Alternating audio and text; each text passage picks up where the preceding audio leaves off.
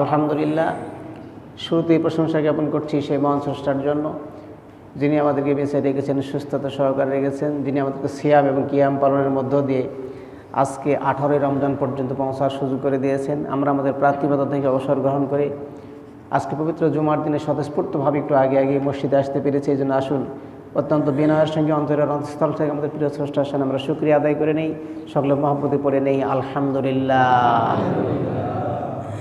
সাথে সাথে আমরা আমাদের প্রাণপ্রিয় নেতাকে দরুদ ও সালাম জ্ঞাপন করছি, যিনি মানবতার মুক্তির দূত সাইয়্যিদুল মুরসালিন আশরাফুল আম্বিয়া, যিনার ত্যাগ তিতিক্ষার বিনিময়ে অর্জিত আমাদের এই কোরআন, আমাদের ইসলাম, আমাদের স্বাধীনতা, যিনি আমাদেরকে দিয়েছেন অনেক বড় নেয়ামত, যিনি রহমাতুল আলামিন, যার অশেষ করুণায় অনেক কিছু দিয়ে আল্লাহ আমাদেরকে ধন্য করেছেন। প্রতিদান হিসেবে আমরা কিছুই দিতে পারি নাই, অন্তত 18ই রমজান আজকে আমাদের প্রত্যন্ত অঞ্চল থেকে, অন্তরের গভীর থেকে আমাদের প্রিয় নেতাকে দরুদ ও সালাম জ্ঞাপন করতে চাই। সকলে মহব্বতে পড়ে নেই সাল্লাল্লাহু আলাইহি ওয়াসাল্লাম।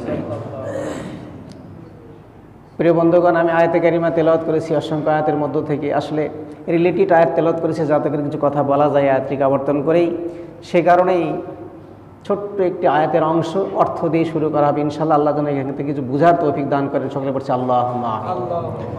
অসংখ্য আয়াতে কারিমার মধ্য থেকে আল্লাহ এই আয়াতে বলেছেন, যখন এরকম প্রশ্নের অবতারণা হয়েছে যে আল্লাহর কাছে আসলে কে বেশি প্রিয়, আল্লাহ কাকে বেশি ভালোবাসেন, কাকে আল্লাহ সবসময় কাছে রাখতে চান, কার জন্য আল্লাহ জান্নাত বাজেট করেছেন, কাকে আল্লাহ পৃথিবীতে সফলতা দিতে চান, কাকে আল্লাহ কিয়ামতে মুক্তি দিতে চান, এই বিষয়গুলোর জন্য অবতারণা হয়েছে।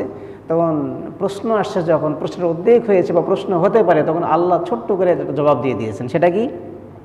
ইন্না আকরামাকুম ইনদাল্লাহি আতকাকুম। সোজা কথা, আল্লাহ বলছেন নিশ্চয়ই, ইন্না মানে নিশ্চয়ই, আকরামাকুম তোমাদের মধ্যে ওই ব্যক্তিরাই বেশি আমার কাছে সম্মানিত, আমার কাছে প্রিয়, আমার খুব কাছের, আমার খুব রিলেটেড, আমার খুব বিশ্বাসভাজন ওই ব্যক্তিরাই। ইন্না আকরামাকুম ইনদাল্লাহি, আল্লাহর কাছে, আল্লাহ বলছেন আমার কাছে ওই ব্যক্তিগুলোই, মানুষগুলোর মধ্যে ওই মানুষগুলোই সবচেয়ে আমার কাছে বেশি প্রিয়। ইন্নামা আকরামুকুম ইনদাল্লাহি আতকাকুম, যে বেশি তাকওয়া সম্পন্ন। আতকাকুম মানে তোমাদের মধ্যে যারা বেশি তাকওয়া সম্পন্ন। তাকওয়া নিয়েই কথা হচ্ছে। আর রোজার শুরুতেই আমরা যে আয়াতে কারিমা তেলাওয়াত করছিলাম সেটি কি, ইয়া আইয়ুহাল্লাযিনা আমানু কুতিবা আলাইকুমুস সিয়াম কামা কুতিবা আলাল্লাযিনা মিন ক্বাবলিকুম লাআল্লাকুম তাত্তাকুন। এখানে আল্লাহ আমাদেরকে ব্যর্থ ভাষায় একথা জানিয়ে দিয়েছেন যে রোজা তোমাদের প্রতি ফরজ করেছি, রোজা তোমাদের প্রতি ফরজ করা হয়েছে। এটা তোমাদের প্রতি আমি জুলুম করে নাই, বরং ঈদের পূর্বে যত উম্মত ছিল সবার উপরে রোজা ফরজ ছিল, আমি করেছিলাম। আল্লাহ বলছেন কেন? আল্লাহ বলছেন যাতে করে তোমরা মুত্তাকি হতে পারো, নাকি? এজন্যই। তাহলে রোজার শিক্ষায় হচ্ছে আমাদেরকে মুত্তাকি বানানো। সোজা কথা, একেবারে সোজা সাপটা কথা হচ্ছে, আল্লাহ রোজার বিধান এই জন্যই পূর্বদেরকে দিয়েছেন, আমাদেরকে দিয়েছেন। তার মাত্র একটি কারণ, শুধু একটি কারণ, সেটি হলো তাকওয়া শিক্ষা দেওয়া, এর বাইরে কিছু নয়। তাকওয়া শিক্ষা দেওয়ার জন্য ইতিপূর্বে আদম নবী থেকে দেখে শুরু করে আমাদের শেষ নবী মুহাম্মদ রাসূলুল্লাহ সাল্লাল্লাহু আলাইহি ওয়াসাল্লাম পর্যন্ত সকল উম্মতের প্রতি আল্লাহ রোজা ফরজ করেছেন। আর উদ্দেশ্য ছিল একটাই, সেটা হলো তাকওয়া শিক্ষা দেওয়া, যাতে করে মানুষ তাকওয়া সম্পন্ন হতে পারে। তাহলে লাভটা কি হবে? তাকওয়া হলে লাভটা কি হবে? আমি এই কথা বারবার বলেছি, নেটে আমার ওয়াজগুলো আছে, যে দেশে আপনি মার্শাল ল জারি করবেন, আপনি অনেক আইন প্রণয়ন করবেন, বাস্তবায়ন করবেন, তবে আমার চ্যালেঞ্জ, কোরআন এবং সুন্নাহকে সামনে রেখে বলছি, আপনি কাঙ্ক্ষিত ফলাফল অর্জন করতে কখনোই পারবেন না আইন দিয়ে, যতক্ষণ পর্যন্ত মানুষ তৈরি না হবে। বলেন সুবহানাল্লাহ বিহামদিহি। নাকি আমি ভুল বলেছি? অনেকে মন খারাপ করতে পারেন, মনে করেন, উদাহরণ দিচ্ছে, আমার পুলিশ ভাইরা এখানে আছে, মন খারাপ করার কিছু না, একটা উদাহরণ দিচ্ছে মাত্র। ওসি সাহেব যদি থানাতে এই কথা বলেন যে একটা পয়সাও কেউ ঘুষ খেতে পারবে না, একটা পয়সা আমি কাউকে ঘুষ নিতে দেবো না, ডায়েরি হবে বিনা পয়সায়, জনগণ আসবে সেবার জন্য, বিনা পয়সায় সেবা দিতে হবে, সরকার আমাদের যে স্যালারি দেয় সেটা আমরা শুধু পাবো, আমরা জনগণের উপর কোনো জুলুম করবো না। ধরে নিলাম ওসি মহোদয় এই কথা বললেন, কিন্তু আমি যদি তৈরি না হতে পারি, পুলিশ হিসাবে আমি যদি তৈরি না হতে পারি, তাকওয়া সম্পন্ন না হতে পারি, তাহলে ঘুষ খাওয়ার অনেক রাস্তা আমার কাছে খোলা আছে, ঠিক না? খোলা নাই? আমি থানাতে হয়রানি করলাম না মানুষকে, কিন্তু বললাম অমুক জায়গায় দেখা করেন, আমি সেই জায়গাতে ঘুষ নিতে পারি। উদাহরণ দিচ্ছে থানার, কিন্তু সব ক্ষেত্রের জন্য প্রযোজ্য। মন খারাপ করে কিছু না, উদাহরণ একটা দিচ্ছে, একটা প্রতিষ্ঠান যদি এখানে আছে সে কারণে আমি উদাহরণ দিচ্ছি। ইউনো অফিসেরও একই অবস্থা, আমি যদি ওইটাকেও বলি তো এরকম অবস্থাই হবে। ইউনো স্যার যদি এই মানে নোটিশ জারি করেন, এই 36-37টা অফিসে যদি জারি করেন, কিন্তু কৃষি অফিসার জন্য মনে করেন আমি কিছু পয়সা কামাতে চাই, তাহলে তিনি কিন্তু পারবেন, এটা স্বাভাবিক। আমি বোঝাতে চাচ্ছি, আইন প্রণয়ন করে 100-এ 100 ওভারশিওর করা যাবে না যে আপনি ন্যায় প্রতিষ্ঠা করতে পারবেন। ন্যায় প্রতিষ্ঠা করার একটাই মাধ্যম, সেটি হলো মানুষ তৈরি করতে হবে। তাকওয়া সম্পন্ন মানুষ তৈরি হয়ে গেলে ন্যায় প্রতিষ্ঠা করা খুব সম্ভব। যদি সেটা করতে পারেন তাহলে আইনের তো প্রয়োজন নাই। অনেক দেশ এরকম ছিল যেখানে জেলখানা ছিল না, কিন্তু মানুষ সুখে শান্তিতে বসবাস করছে, জেলখানার প্রয়োজন হয় নাই। অনেক দেশ এরকম আছে। মদিনাতেও ছিল, জেলখানা ছিল না। এই জন্য পর্যটকরা দেখতে আসছিল বিশ্বনবীর আমলে যে আসলে কিভাবে একটা রাষ্ট্র চলতে পারে যেখানে জেলখানা নাই। আর আমরা দেখেছি ইতিহাসে, আমরা এটা দেখেছি যে আল্লাহ রাসূল 13 বছর ধরে মানুষ তৈরি করেছেন, যুদ্ধ বিগ্রহ করেন নাই। 13 বছর ধরে আল্লাহ রাসূল মানুষ তৈরি করেছেন।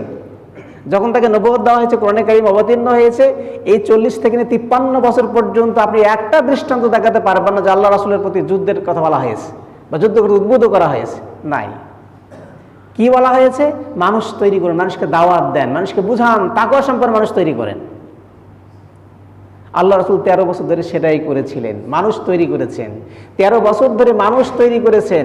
তাকওয়া সম্পন্ন মানুষ তৈরি করার পরে হিজরতের আদেশ হয়েছে, হুজুর হিজরত করেছেন, এবং সেই সময় যখন তাকে মদিনাকে চিরতরে বিদায় করে দেওয়ার জন্য, মদিনাকে অস্তিত্বহীন করবার জন্য ষড়যন্ত্র করা হয়েছে, তখন আক্রমণাত্মক প্রতিশোধ হিসাবে আল্লাহ রাসূলকে বলা হয়েছে আপনি প্রস্তুতি গ্রহণ করুন, আক্রমণ করবার জন্য প্রস্তুত হচ্ছে, আপনি এটাকে প্রতিরোধ করতে হবে। প্রতিরোধ যুদ্ধ হয়েছে ইসলামের, সোজা কথা বলেন সুবহানাল্লাহি ওয়া বিহামদিহি।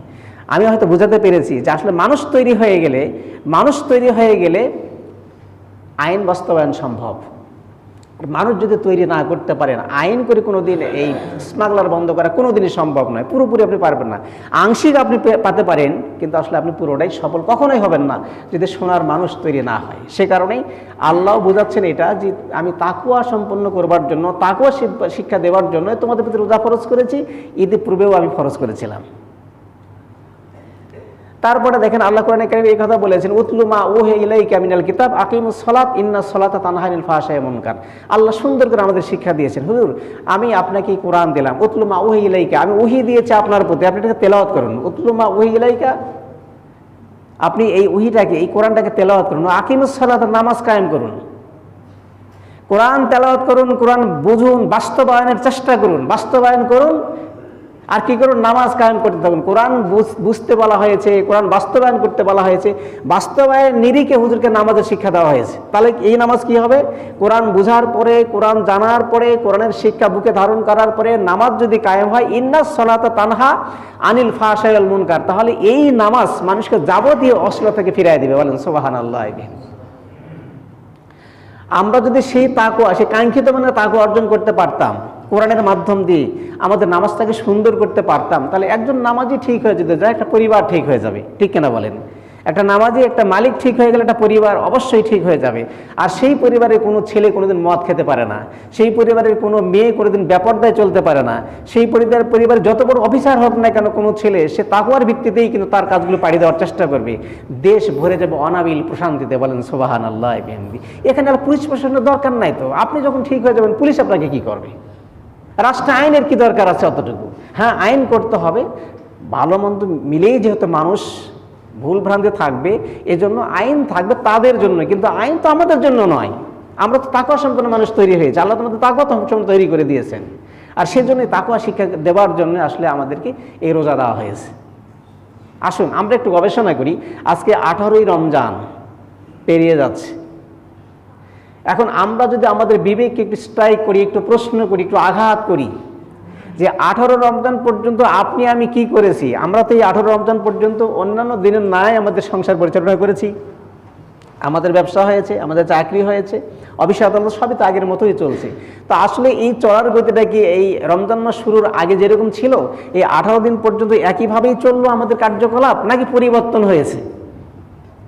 একটু গভীর মনোযোগ দেন। আমরা 18 দিনে কি কিছুটা পরিবর্তন লক্ষ্য করেছি? আপনার আমার মাঝে কিছুটা পরিবর্তন হয়েছে? আমার খাওয়া দাওয়া, আমার চলাফেরা, আমার ঘুমানো, আমার মুআমালাত মুআশারাত, আমার সালাম কালাম, আমার ব্যবসার টেবিল, এগুলো থেকে আসলে আগে যেরকম করছিলাম 11 মাস সেরকমই রয়ে গেছে, নাকি এই 18 দিন কিছুটা ব্যতিক্রম হয়েছে আমাদের? যদি ব্যতিক্রম হয়, খারাপ করতে গিয়ে আপনার বিবিকে একটু বাধা দেয়, তাহলে আপনি মনে করতে পারেন রুহের কিছুটা আপনি সংশোধন করেছেন, কিছুটা হয়েছে।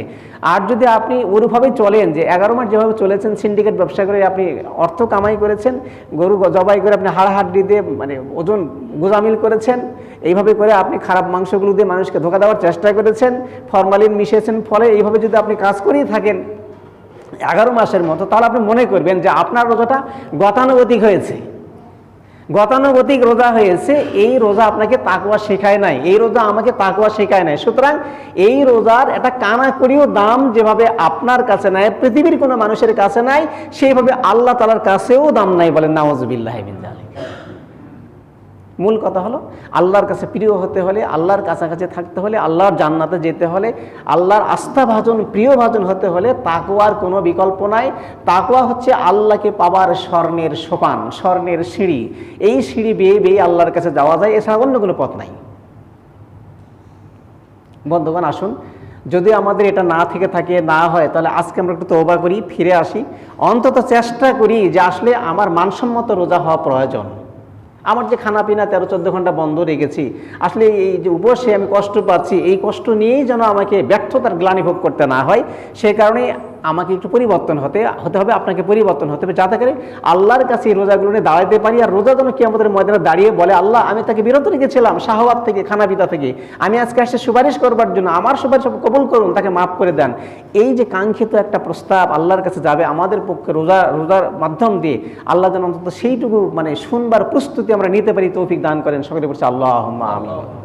আমি একটু বিবেকের কাছে শুধু প্রশ্ন রেখেছি যে আমরা কি করেছি 18 দিন পর্যন্ত, এটা আমার প্রশ্ন থেকে গেল আপনাদের কাছে। 2 নম্বরে আলোচনা করতে চাচ্ছি, আর 1 দিন 2 দিন পরে আমাদের ইতিকাফের প্রস্তুতি নিতে হবে, ইতিকাফ করতে হবে আমাদেরকে। ইতিকাফের আমরা ইতিপূর্বে অনেকে এখানে থেকেছেন, তারা এবার থাকতে পারেন, আমার সঙ্গে কথা হয় নাই, তবে আমি আশা করব যে আমরা যাদের সম্ভব আমরা ইতিকাফের মধ্যে নিজেকে আবদ্ধ রাখবো। ইতিকাফটা গুরুত্বপূর্ণ একটা বিষয়। বাইহাকী শরীফের হাদিসের মধ্যে আসছে, কোনো মানুষ যদি ইতিকাফ করে, কোনো মানুষ যদি খালেস নিয়তে ইতিকাফ 10 দিন করে, তাহলে তার আমল নামাতে 2টি কবুল হজ আর 2টি কবুল উমরার সব লেখা হয়। বলেন সুবহানাল্লাহ। এবং মেশকাত শরীফের হাদিসের মধ্যে পড়েছি, আজকেও পড়েছি, সেখানে বলা হয়েছে যে ইতিকাফে থাকাকালীন পৃথিবীতে যত নেককার বান্দা আছে, ইতিকাফে থাকাকালীন পৃথিবীতে যত নেককার বান্দা আছে, তাদের আমল নামায় যত নেক আছে, একজন ইতিকাফকারীর আমল নামায় ওই পরিমাণ নেকি লিখে দেওয়া হবে। বলেন সুবহানাল্লাহ। একটু বোঝেন, গোটা পৃথিবীতে যত নেককার বান্দা আছে, ওলি আছে, আবদাল আছে, গাউজ আছে, কুতুব আছে, মুফতি আছে, মুফাসসির আছে, অনেকে, এই যে সমপরিমাণ এত যতগুলো তাদের আমল নামাতে সওয়াব আল্লাহ লিখে দিয়েছেন তাদের আমলের কারণে, আপনি 10 দিন ইতিকাফ করবেন, ইতিকাফ করার বিনিময়ে মেশকাত শরীফের হাদিসের সনদ সহিহ বলা হয়েছে যে এই সমপরিমাণ সওয়াব আল্লাহ মুতাকাফির উপরে, অর্থাৎ যে ইতিকাফ করলে তার আমল নামাতে দিয়ে দিবেন। বলেন সুবহানাল্লাহ। তো ইতিকাফটা হচ্ছে 3 প্রকার ইতিকাফ। একটা হচ্ছে ওয়াজিব ইতিকাফ, একটা হচ্ছে সুন্নতে মুআক্কাদা কিফায়া ইতিকাফ, একটা হচ্ছে মুস্তাহাব ইতিকাফ। ওয়াজিব ইতিকাফ কোনটা? কোনো কারণে আপনি মান্যত করেছেন, আমার ছেলে যদি পরীক্ষায় ভালো রেজাল্ট করে আমি 1 দিন ইতিকাফ করব, বা 2 দিন ইতিকাফ করব, বা আমি রমজানে পুরো এই 10 দিন ইতিকাফ করব, তখন এটার সুন্নতে মুআক্কাদা কিফায়া থাকলো না, এটা প্রতি ওয়াজিব হয়ে গেছে। কাঙ্ক্ষিত ফল আপনি পেয়ে গেছেন, আপনার ছেলে ভালো রেজাল্ট করেছে, আপনাকে এটা করে দিতে হবে, এটা ওয়াজিব, আপনার জিম্মা এটা হয়ে গেছে, আপনাকে করতে হবে, এটা হলো ওয়াজিব ইতিকাফ। 2 নম্বর হচ্ছে সুন্নতে মুআক্কাদা কিফায়া। সুন্নত আমরা বুঝি, মুআক্কাদা একটু বোঝাই দেয় আপনাদেরকে। মানে সুন্নত 2 প্রকার, একটা হচ্ছে মুআক্কাদা, সুন্নতে মুআক্কাদা, আর একটা হচ্ছে সুন্নতে গায়রে মুআক্কাদা। মুআক্কাদা কোনগুলো? মুআক্কাদা হচ্ছে আল্লাহ রাসূল যেটা নিয়মিত করতেন, করতে ভালোবাসতেন, সেটা হচ্ছে সুন্নতে মুআক্কাদা। যেমন এই যে জুমার নামাজের পূর্বে কাবলাল জুমা 4 রাকাত সুন্নতে মুআক্কাদা নামাজ, আল্লাহ রাসূল এটা ছাড়েন নাই, সবসময় পড়েছেন, এবং বাদাল জুমা 4 রাকাত সবসময় পড়েছেন। তারপরে ফজরের আগে 2 রাকাত যে সুন্নত নামাজ পড়ি, সেটা সুন্নতে মুআক্কাদা, আল্লাহ রাসূল কখনো ছেড়ে দেন নাই, সবসময় পড়েছেন। জোহরের আগে 4 রাকাত সুন্নত এবং পরে 2 রাকাত সুন্নত, সুন্নতে মুআক্কাদা সবসময় পড়েছেন। মাগরিবের 2 রাকাত সুন্নত ফরজের পরে, এটা সুন্নতে মুআক্কাদা। এশার ফরজের পরে 2 রাকাত সুন্নত, এটা সুন্নতে মুআক্কাদা। এগুলো হচ্ছে মুআক্কাদা, গুরুত্বপূর্ণ সুন্নত, হুকুমের দিক দিয়ে ওয়াজিবের কাছাকাছি, হুকুমের দিক দিয়ে ওয়াজিব নয় কিন্তু ওয়াজিবের কাছাকাছি, এটাকে বলা হয় সুন্নতে মুআক্কাদা। আর গায়রে মুআক্কাদা কোনগুলো? যেমন আসর নামাজের আগে আমরা 4 রাকাত এই যে সুন্নত পড়ে থাকি অনেকে, এটা হচ্ছে গায়রে মুআক্কাদা। এইভাবে করে আপনি অন্যান্য নামাজের আগেও পড়তে পারেন, সেটা গায়রে মুআক্কাদা। অর্থাৎ আল্লাহ রাসূল মাঝে মধ্যে পড়েছেন, মাঝে মধ্যে পড়েন নাই, সেই কারণে আপনি পড়তে পারেন, না পড়লে সেরকম সমস্যা নাই, কিন্তু সুন্নতে মুআক্কাদা ছেড়ে দেওয়ার কোনো সুযোগ ইসলামে নাই, পড়তেই হবে, এটা সুন্নতে মুআক্কাদা। তো সুন্নতে মুআক্কাদাই কিফায়া, কিফায়া মানে মসজিদের মুসল্লিদের পক্ষ থেকে যদি একজন সেটা আদায় করে তাহলে সবাই জিম্মাদারি থেকে মুক্ত হয়ে গেলাম, সবাই জিম্মাদারি থেকে মুক্ত হয়ে গেলাম। একজন মহল্লা থেকে যদি একজন ইতিকাফ আদায় করে, এটাকে সুন্নতে মুআক্কাদায়ে কিফায়া বলা হয় আর কি। যেমন জানাজার নামাজ এলান হয়েছে আমাদের মহল্লায়, আমরা জানতে পেরেছি অমুক জায়গায় মানুষ মারা গেছে, পাইলট মাঠে জানাজা হবে। এখন আমি জিজ্ঞাসা করলাম, ভাই আপনি যাবেন নাকি জানাজাতে? আমার একটু কাজ আছে, যদি আপনি যাইতেন ভালো হতো। বলছে হ্যাঁ আমি যাবো। ঠিক আছে, তাহলে আপনি যান। এই যে পাঠিয়ে দিলাম একজনকে, তার যোগাযোগ করে, আমার মহল্লার হক আদায় হয়ে গেছে, আমার মহল্লায় আর কেউ গুনাহগার হবে না। এটা হচ্ছে মুআক্কাদায়ে কিফায়া আর কি, কিফায়া বলা হচ্ছে, ফরজে কিফায়া। তো এইটা হচ্ছে সুন্নতে মুআক্কাদায়ে কিফায়া, অর্থাৎ যদি আমাদের পক্ষ থেকে একজনও আদায় করে এই মসজিদে ইতিকাফ, তাহলে আমাদের সবার হকটা আদায় হয়ে যাবে, গুনাহগার হবে না। আর যদি কেউ না আদায় করে, তাহলে যে গুনাহটা আল্লাহ দিবেন আমাদের আমলনামাতে, সেটা কিন্তু আমি একাই পাবো না, সবাই একটু একটু করে পার্সেন্ট পাবেন নাকি। তো ইনশাল্লাহ আমরা ইতিকাফের জন্য পরে কথা বলবো। আমাদের প্রিয় মুসল্লি কিছু আছে, তারা ইতিকাফ করেন, পরের বিষয়ে কথা হবে। আর মুস্তাহাব ইতিকাফ হচ্ছে ওইটা যে আপনি যে কোনো সময় করতে পারেন, এটা হলো মুস্তাহাব, ভালো আর কি, বাংলা অর্থ হচ্ছে আপনি যে কোনো সময় সেটা করতে পারেন। এর লিমিটটা হচ্ছে এরকম, সেটা হচ্ছে কি, আপনি সর্বনিম্ন, আমাদের আবু হানিফার মতে সর্বনিম্ন একদিন এক রাত ইতিকাফ হওয়া দরকার, মুস্তাহাব। আর ইমাম মালিক বলছেন যে না, কেউ যদি মুস্তাহাব ইতিকাফ করতে চায় সে 1 ঘন্টাও করতে পারে। মসজিদে 1 ঘন্টা আগে ঢুকে সে ইতিকাফের নিয়ত করে মসজিদে বসে থাকলো, পুরো 1 ঘন্টা সে তাসবিহ তাহলিল পড়লো, কারোর সঙ্গে কথা বললো না, এইভাবে করে ইবাদত বন্দেগী করে বের হয়ে গেলেও তার হকটা আদায় হয়ে যায়। বলেন সুবহানাল্লাহ, এটা মুস্তাহাব। তাহলে 3টা জিনিস আমরা বুঝবো, একটা হচ্ছে একটা হচ্ছে ইতিকাফে ওয়াজিব ইতিকাফ, একটা হচ্ছে সুন্নতে মুআক্কাদায়ে কিফায়া ইতিকাফ, আর একটা হচ্ছে মুস্তাহাব ইতিকাফ। এর বাইরে কোনো ইতিকাফ নাই। এই একটা বিষয় আমাদেরকে মাথায় রাখতে হবে। এবং পাশাপাশি আরেকটা জিনিস আপনাদের সদাবিগতার জন্য প্রয়োজন, সেটি হলো আমরা অনেকে রোজা রেখেছি, অনেকে রাখি নাই, অনেকে ভেঙেছি, ইত্যাদি ইত্যাদি হয়েছে। বা আমাদের রোজার মধ্যে আমরা অনেক সময় দেখা গিয়েছে যে বিভিন্নভাবে আমাদের রোজাকে নষ্ট করে দিই। এই রোজা যদি নষ্ট করি তাহলে কাফফারার ব্যবস্থা আছে তো নাকি, কাফফারা দিতে হয়। এই কাফফারা আমরা অনেকে জানি, অনেকে জানি না। তো আমি একটা হাদিস আপনাদেরকে শোনাই, তাহলে কাফফারাটা স্পষ্ট হয়ে যাবে। সে হাদিসটা হলো এই ধরনের, যে আবু হুরায়রা থেকে বর্ণিত হাদিস, অনেক লম্বা একটা হাদিস, আমি মুক্তাসার কথা বলি। তো উনি বর্ণনা করছেন, আল্লাহ রাসূল সাল্লাল্লাহু আলাইহি ওয়াসাল্লামের কাছে আমরা সময় বসা ছিলাম। আবু হুরায়রা বর্ণনা করছেন যে হুজুরের কাছে বসা ছিলাম, একজন সাহাবী আসলেন, এসে বলেন ইয়া রাসূলুল্লাহ, খুব পেরেশান তাকে দেখাচ্ছিল। তিনি এসেই দৌড় দিয়ে মসজিদের নববীতে ঢুকে বললেন ইয়া রাসূলুল্লাহ, আমি তো ধ্বংস হয়ে গেছি। হুজুর বললেন বসো, তোমার কথা আমি শুনবো, বসো। তাকে বসানো হলো। কি হয়েছে, এরকম পেরেশান মনে হচ্ছে কেন? বলছে হুজুর আমি ধ্বংস হয়ে গেছি। কিভাবে ধ্বংস হয়ে গেলে? বলছে আমি তো রোজা ছিলাম, কিন্তু আমি স্ত্রীর সহবাস করেছি, সুতরাং আমি তো ধ্বংস হয়ে গেছি, আমার তো আর কোনো বুদ্ধি নাই, আমি তো খুব ধ্বংস হয়ে গেছি, আমি কি করে বাঁচবো? হুজুর বললেন ঠিক আছে বসো। বসলেন। তাকে জিজ্ঞাসা করা হলো যে তুমি কি একাধারে 2 মাস রোজা রাখতে সক্ষম? বলছি ইয়া রাসূলুল্লাহ, লা ইস্তাতি, আমার তো কোনো ক্ষমতা নাই, আমি তো একজন মাজুর মানুষ, আমি দুর্বল মানুষ, আমি তো মুতাতাবাইন, সারানে মুতাতাবাইন, মানে 2 মাস লাগাতার রোজা করার আমার কোনো শক্তি নাই, আমি তো পারবো না এটা। তো বলছে তাহলে তুমি কি পারবে একজন দাসকে আজাদ করতে? তোমার দাস যদি থাকে মুক্ত করতে পারবে? বলছে আমি তো গরিব মানুষ, আমি তো দাস মানুষ, আমি তো খেটে করে কোনো জীবন ধারণ করি, তো আমি আজাদ করবো এরকম কোনো দাস আমার নাই, বা আমার তারা সেটা সম্ভব নয়। তো বলছে তাহলে তুমি কি পারবা যে 60 জন মিসকিনকে মাধ্যম মানের খাওয়াতে? বলছে হুজুর আমি তো চায়া চিনতে খাই নাকি। তাহলে কথা বলছে কয়টা? 3টা নাকি। হুজুর বলছে তুমি কি 2 মাস ধরে লাগাতার রোজা করতে পারো? বলছে আমি মাজুর মানুষ, অসুস্থ মানুষ, পারবো না। তুমি কি দাস আজাদ করতে পারবে? বলছে না আমি তাও পারবো না। তুমি কি 60 জন মিসকিনকে একবেলা খাওয়াতে পারবে মাধ্যম খাবার? তো বলছে না তাও আমি পারবো না। হুজুর একটু মুস্কি হাসি দিলেন, বলছে ঠিক আছে তাহলে তুমি বসো। রোজার কাফফারা হয়ে যাচ্ছে কিন্তু। তাহলে কাফফারা হলো কি কি? রোজার কাফফারা কি? যদি কোনো মানুষ স্বেচ্ছায় রোজা ভাঙে তাহলে তার কাফফারা 3 রকমের। 1 নম্বর হলো 2 মাস রোজা রাখতে হবে লাগাতার, সাহারাইনে মুতাতাবাইন সাহায্যের মতো 2 মাস রোজা রাখতে হবে। ধরেন যে আপনার 59টা রোজা হয়ে গেছে, আপনি অসুস্থ হয়ে গেছেন কিংবা কোনো কারণে রাখতে পারেন নাই, আবার নতুন করে 60টা রাখতে হবে কিন্তু। বুঝছেন তো কথা নাকি? মুতাতাবাইন, সাহারাইনে মুতাতাবাইন, এটা হলো 1 নম্বর কাফফারা। 2 নম্বর কাফফারা হলো কৃতদাস আজাদ করা। এটা যেহেতু আমাদের দেশে নাই কৃতদাস, সেই কারণে এটার প্রশ্নই আমাদের নাই নাকি, সুতরাং এটা বাদ।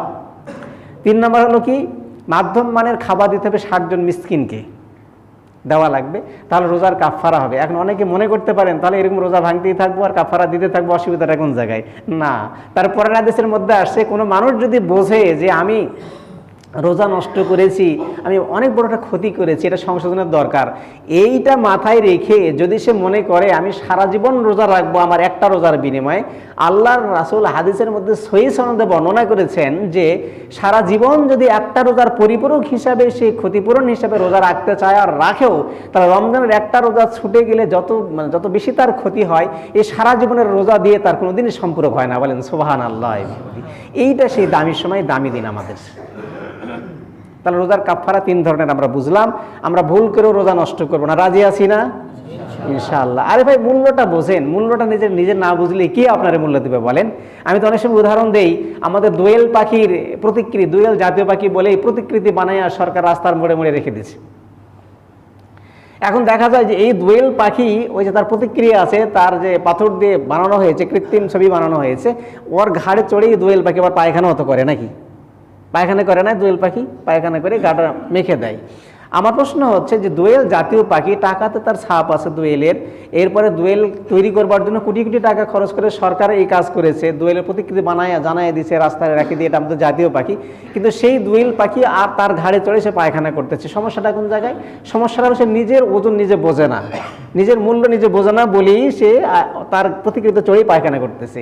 আমরা তো দোয়েল পাখির মতোই হয়ে গেছি, কারণ রমজান মাসে আপনার আমার কি মূল্য এটা কিন্তু আসলে আমরা এখনো জানি না। বলে নাউজুবিল্লাহি মিন যালিক, নাউজুবিল্লাহি মিন যালিক। আপনি জানেন না আপনার কি মূল্য, আল্লাহ আপনাকে কি অফার দিয়েছে এ মাসে, আপনি কত দামি আল্লাহর কাছে। আমি আল্লাহকে সাক্ষী রেখে বলছি, একটা মানুষের প্রোটেকশন দেওয়ার জন্য জাতিসংঘের মহাসচিব যদি আসে, তাহলে বাংলাদেশ সরকার কয় হাজার সিকিউরিটি দিবে বলেন? ধরেন 5 লাখ দিতে পারে সর্বোচ্চ, নাকি? এটা তো সম্ভাবনা আমি ধরে নিলাম। জাতিসংঘের মহাসচিবের জন্য যদি সিকিউরিটি দেওয়ার জন্য, তার ক্লিয়ারেন্সে দেওয়ার জন্য, নিরাপত্তার জন্য 5 লাখ সরকার মনে করে, তাহলে দিতে পারে, তার সিকিউরিটির জন্য দিতে পারে, সৈন্য দিতে পারে, আর্মি দিতে পারে। কিন্তু আপনি কত দামি জানেন?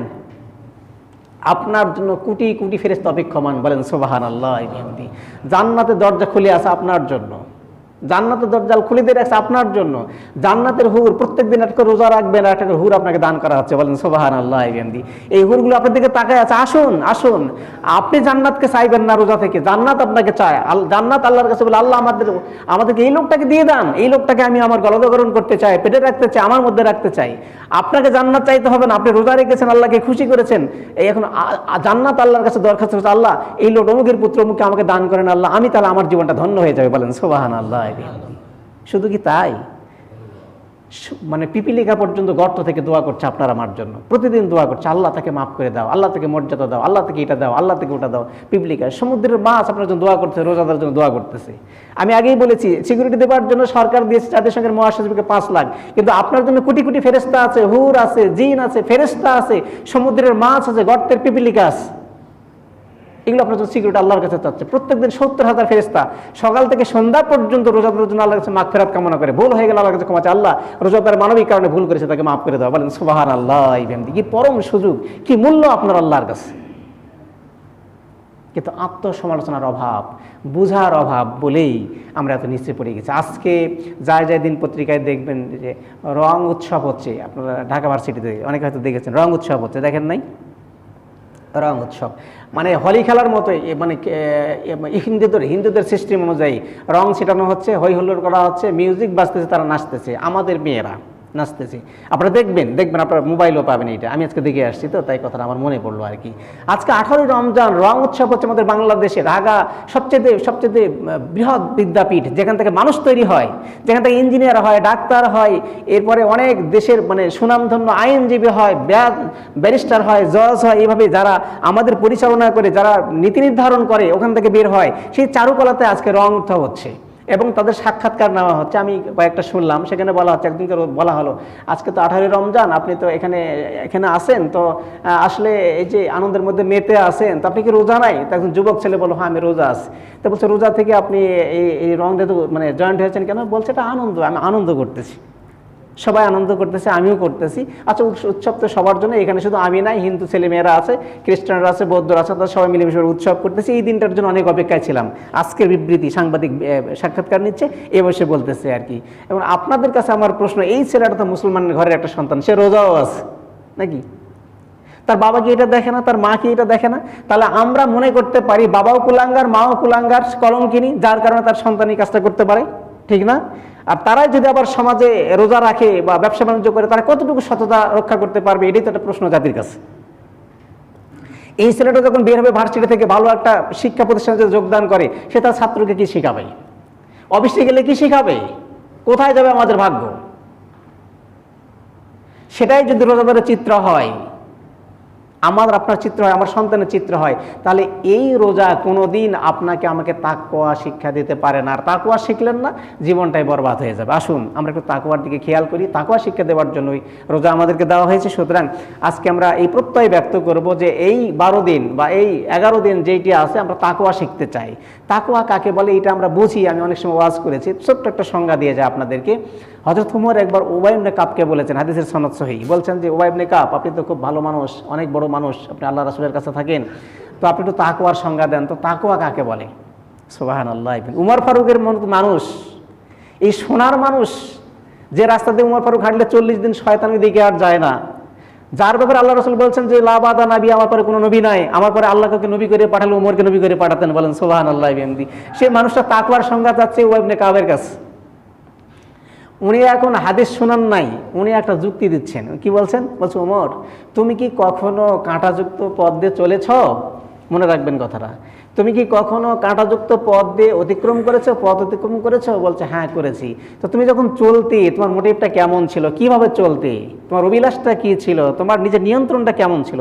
ওমর ফারুক বলছে যে আমি সেই সময় আমার কাপড়গুলোকে খুব সেটে নিতাম, কাপড়গুলোকে খুব সেটে নিতাম, পায়ে কাঁটা যেন না বেঁধে সেজন্য জুতা পরতাম, কাঁটায় ক্ষতবিক্ষত করতে পারে আমার শরীরকে, এই জন্য আমি খুব সেপে, সঙ্গোপনে, সন্তর্পণে আমি আমার লক্ষ্যতে এগিয়ে যেতাম, যাতে করে দুই দিকের কাঁটা আর নিচের কাঁটা আমাকে আঘাত করতে না পারে।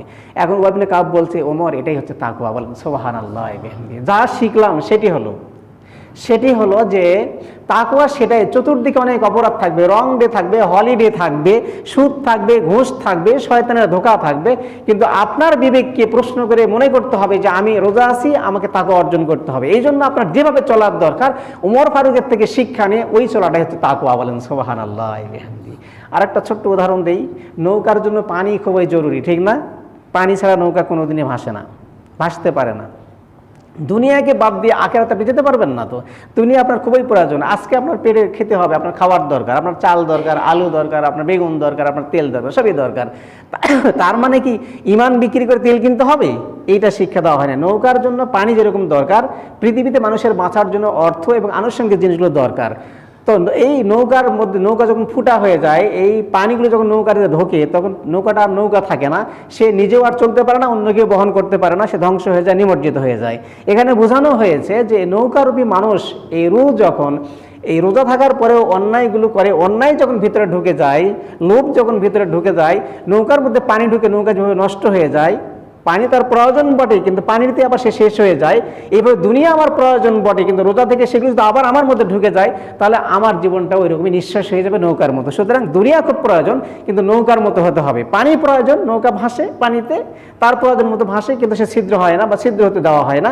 আপনিও দুনিয়াতে রোজা করবেন, দুনিয়া থাকবে আপনার, আপনি সব কিছু করবেন দুনিয়াতে, কিন্তু দুনিয়াকে ভিতরে নিতে পারবেন না, নাকি?